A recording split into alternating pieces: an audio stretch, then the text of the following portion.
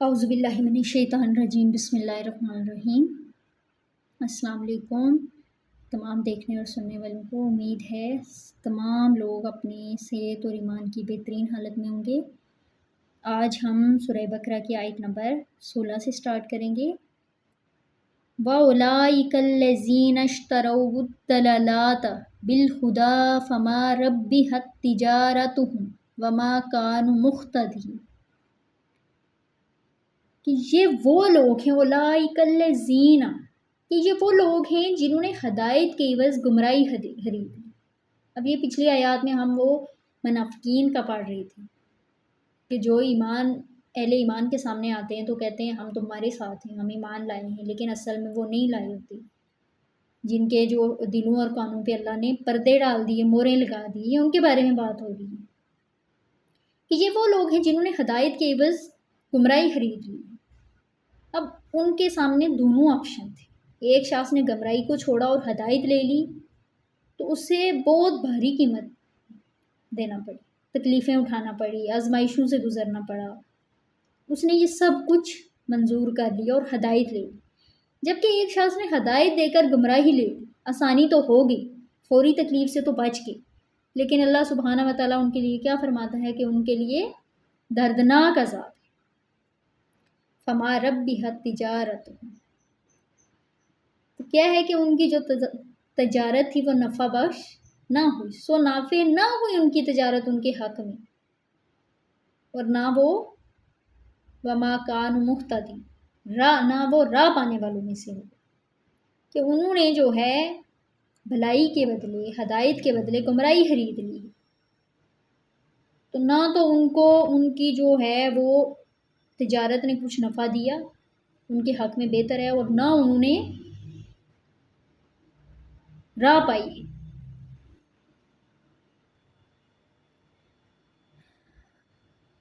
اب جو ہے آگے آیت نمبر 17 ہے، مثالہم کمثل الذی استوقد نارا، کیا ہے کہ مثالہم، مثال ہے ان کی، کمثل الذی، ایسی ہے، کمثل الذی استوقد نارا، ان کی مثال ایسی ہے جیسے، نارن کا مطلب ہوتا ہے کہ جیسے ایک شخص نے آگ روشن کی، فلما اضاءت ماحول، اور جب پھر اس نے سارے ماحول کو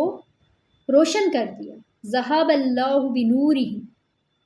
تو اللہ تعالیٰ نے اس کا نور سلب کر دیا، لے لیا، نور ہی ختم کر دیا،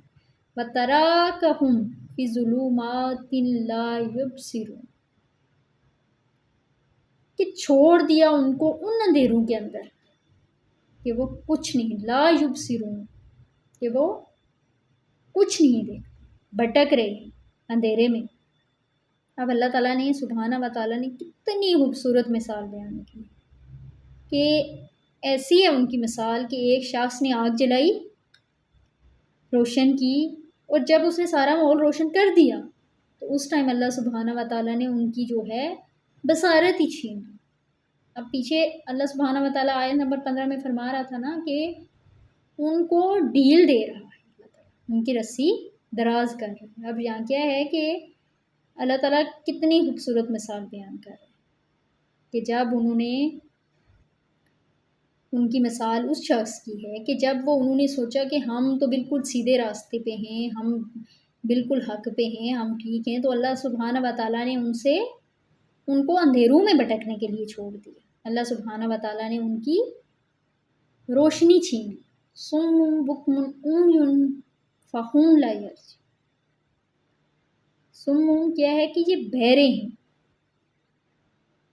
اندھے ہیں، گونگے ہیں، لا یرجعون، اب یہ نہیں لوٹیں گے۔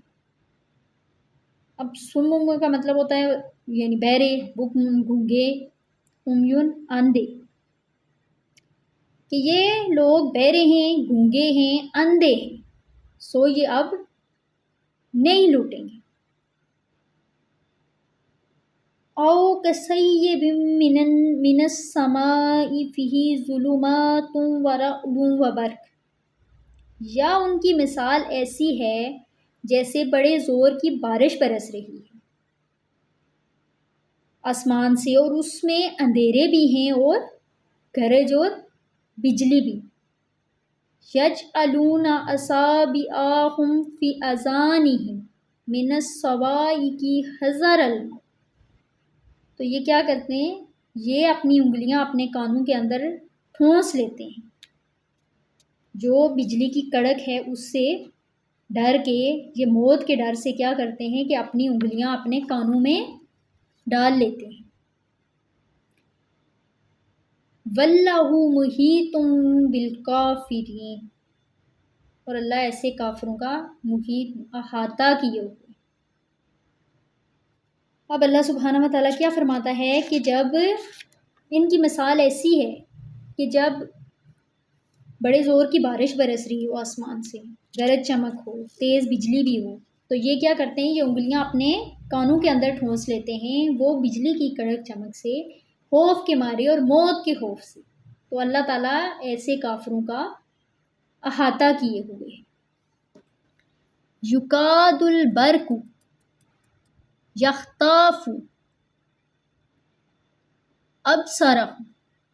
کلما اضاء لهم مشوا فیہ واذا اظلم علیہم قاموا ولو شاء اللہ لذہب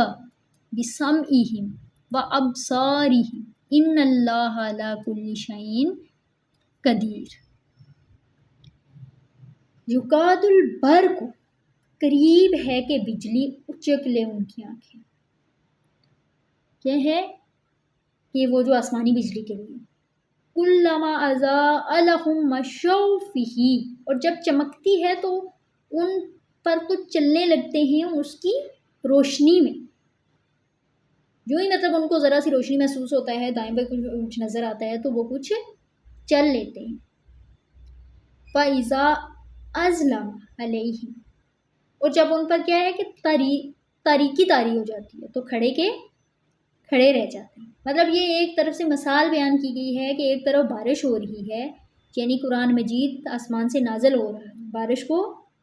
قرآن مجید قرار دیتا ہے، یہ خود کتاب مبارک ہے، لیکن یہ اس کے ساتھ کڑکیں گرج ہے، کفر سے مقابلہ ہے، کفر کی طرف سے دھمکیاں ہیں، اندیشے ہیں، خطرات ہیں۔ چنانچہ یہ منافقین کا معاملہ یہ ہے کہ ذرا کہیں حالات کچھ بہتر ہوتے ہیں تو مسلمانوں کے ساتھ چل لیتے ہیں کہ ہم بھی جو مسلمان ہیں، جب دیکھتے ہیں کہ حالات کچھ بہتر ہیں، لیکن جب جو ہے حالات دیکھتے ہیں کہ ٹھیک نہیں ہے تو وہ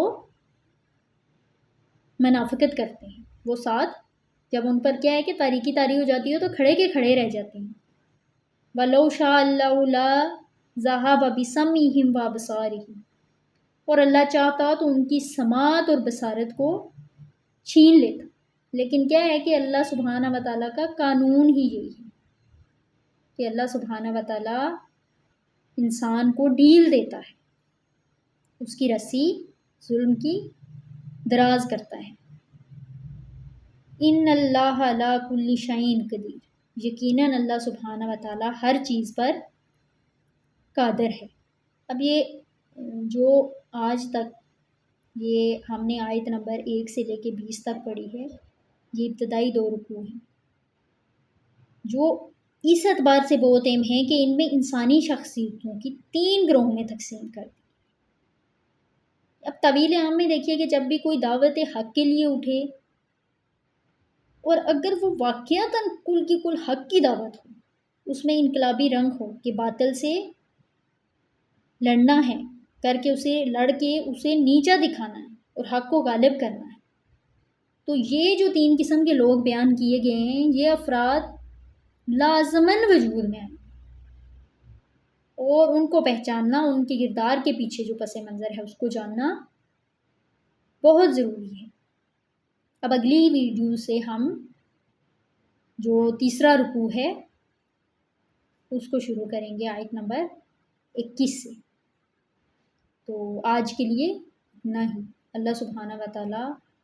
اس ہماری کاوش کو اپنی بارگاہ الہی میں قبول و منظور فرمائے، آمین ثم آمین۔